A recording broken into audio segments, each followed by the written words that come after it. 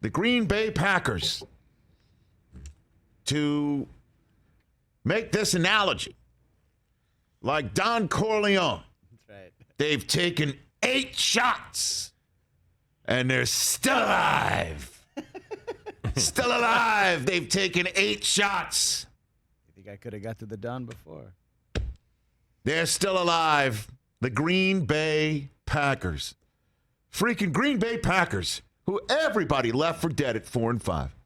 They beat the Chicago Bears going to bye week, come off the bye week, and beat the Rams. They're 6-8. And you take a look at them.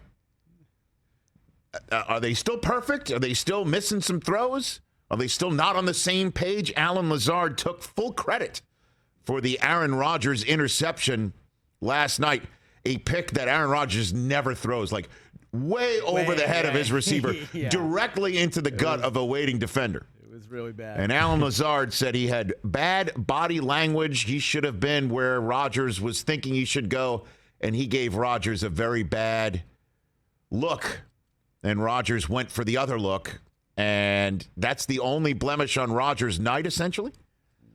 Touchdown pass. Aaron Jones runs one in. A couple for A.J. Dillon, who couldn't finish the game. And I do hope he's back in a very short week.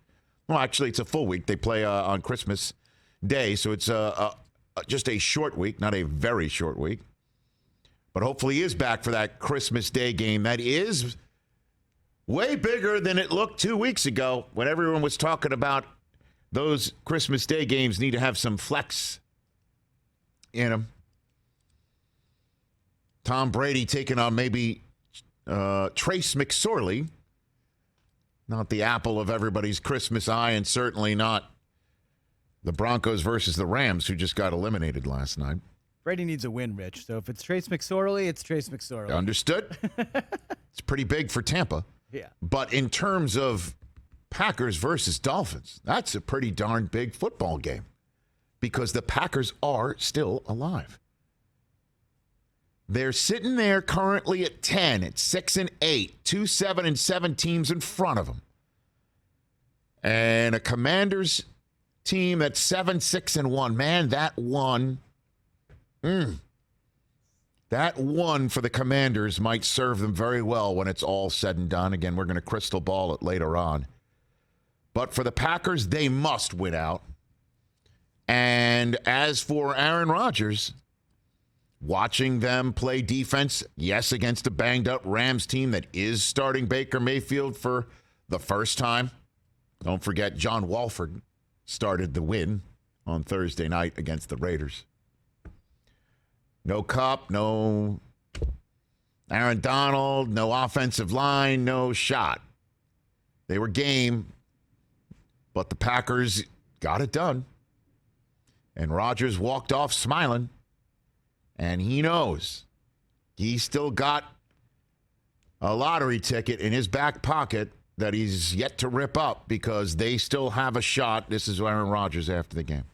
See, I don't know. I mean, look, before the Bears week, we knew we had a bye afterwards, and those of us who sometimes peek ahead knew that we had to win 5 and then have a lot of things go our way. So we won 2, and just about everything we've needed to happen has gone our way. Just about, right? So things are looking up. What went their way? Seahawks losing at home to Carolina Panthers. That went their way. Mm-hmm. What also went their way? Believe it or not, that the Commanders and Giants didn't tie again. By the way, that went their way. I guess in a way you can thank Carl Johnson for flagging Terry McLaurin after seemingly telling me he was fine on the line.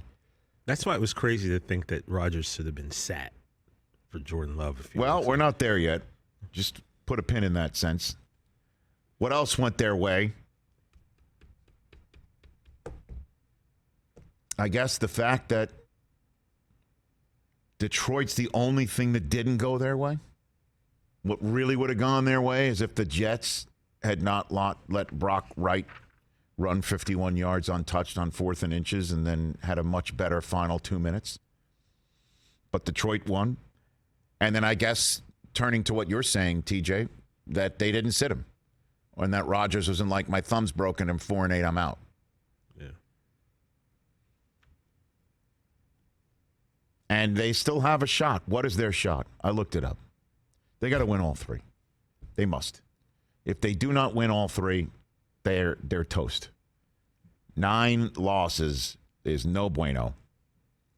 You could go to any playoff generator you look at. 9 losses ain't cutting it. 9-8 and getting some help. That's what they need to do. They've got to go to Miami and hand Miami a 4th straight loss. Ooh. And if Miami shows up with the same game we saw in Buffalo, which is Jalen Waddle and Tyreek Hill scoring and Raheem Mostert running for 100 yards, does Green Bay have the offensive firepower? Can they avoid the mistakes of Lazard and Rodgers not being on the same page? Can they get the same out of Christian Watson and Romeo Doubs now that he's back? And will Dillon be healthy? And can Aaron Jones and Dillon provide 3 touchdowns? If they can, then they can win that football game. And then hope to stop Hill or Waddle and make sure that Tua doesn't just plant his foot and just get all the yak from their passing game. They lose 1, they're out. If they win 3, then they've got to hope Washington loses 2 of 3. That's what they got to hope. They got to win all 3. Their last game's against Detroit. And then Washington, with their 6 losses currently, losing 2 of 3, finishing up 8-1. And their 9-8 would put them in. Of course, the Giants are sitting there at 8-5-1. If the Giants lose all 3, they're 8-1. That would help. Packers win all 3.